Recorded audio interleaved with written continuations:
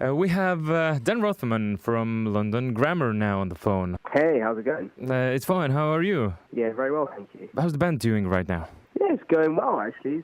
Everything's good. We're just sort of taking some time out and sort of recuperating from our sort of touring last year and just chilling out, really.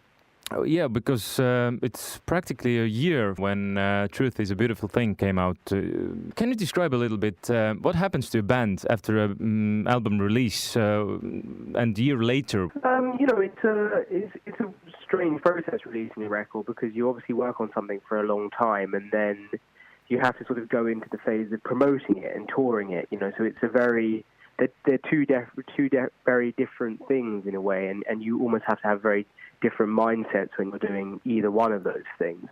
Like afterwards, there's a lot of touring to be done, and you want to travel as much as you can to play people the new record and help sell it, and help people hear it, and that's a big part of promoting and selling a record. But it is also like a very tiring process, and as well as being very rewarding. So it's kind of, you go through that and then you sort of reach an end point and then you regroup and think about, what you're going to do next, whether it's, more touring or more festivals or going back into the studio and writing again. And it's just like, that's the nature of being in a band. It's very cyclical.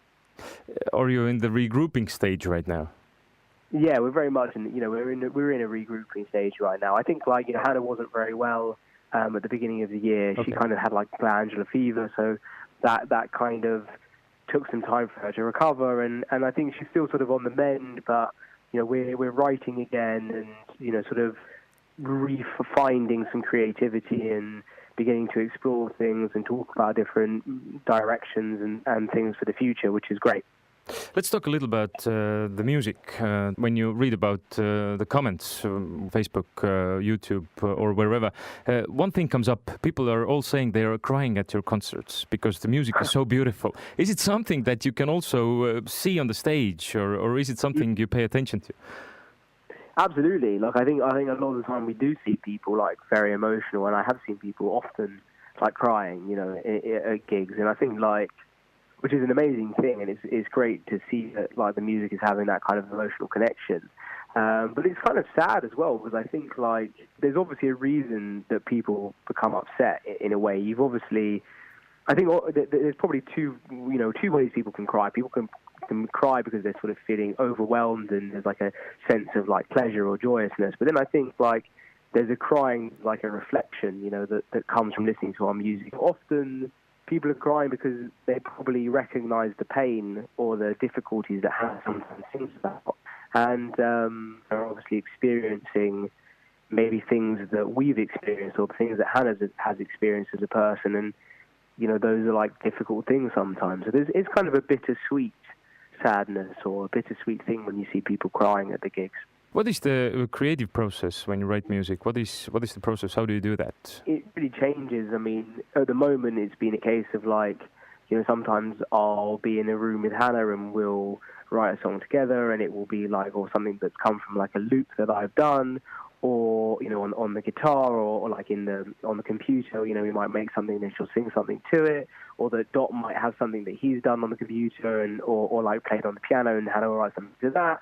And then there's also quite often Hannah will have written a song on the piano, or even she sometimes writes songs in her mind almost. She'll sort of write these kind of intricate melodies and lyrics and even entire kind of progressions in her mind, and then she'll come to either me or Dot and say, "Oh, this is how I think it could be, and this is the melody, and what about this?" And we'll try and work with her to develop her vision for the song. As you said, you're writing new songs currently. The gap between two albums was 4 years, if I'm not mistaken. Yeah.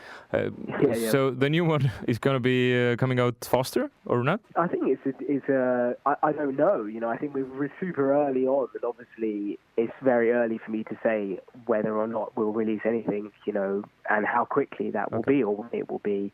And also, I don't know if it will be an album or not. I think the way music is now, it's changing so dramatically that I don't know. I think we're thinking about maybe releasing things in a different way, and I don't know. It's a bit of that's still uncharted. I think for us, it's about writing the music and making sure it sounds great, and then thinking about how we're going to release it and when we're going to release it. Well, the reason we are talking is Sweet Spot Festival, which will happen this summer in Estonia. What do you know about Estonia? Have you been here before?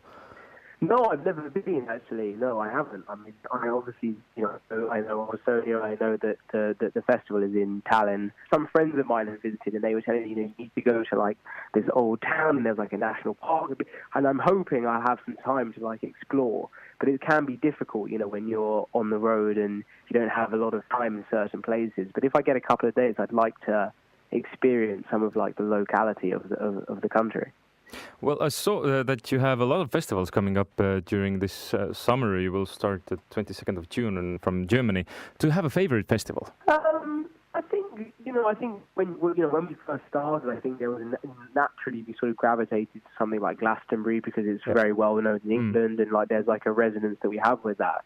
But I think like as we've sort of become more experienced in playing festivals, I think it's often like we're surprised actually that sometimes how different festivals sort of come across to us. And actually, I found that some of the smaller festivals or festivals in countries maybe where I wasn't expecting them to be so exciting have been really, really incredible. Like I remember we played a festival in Helsinki last year in Finland, and it was totally overwhelming. And I was completely shocked by it. I had no idea that we had that reception there, or that people would be as into the music as they are. So I think like as I get older, I'm learning to kind of just take each festival as it comes and sort of appreciate what it is for what it is, rather than sort of going in with any kind of preconceived idea of what the festival may be. And I think that's what's exciting about coming to Estonia, because it's uncharted territory for us. It's a new frontier, and that's really great. The fans are waiting, and Sweet Spot Festival 27th of July will take place. What can we hear? New songs, old songs? Well, certainly old songs. Like there will be obviously music from the first album and the second album. We're definitely preparing other things. Maybe some new music. I don't know, but I think that would be nice. We would like to certainly do that, and also like some other things. Like some stuff maybe we haven't played from previous. On previous tours. I think we're definitely keen to like experiment a little bit this summer. Dan, can't wait to see you in Estonia. Awesome. See you then.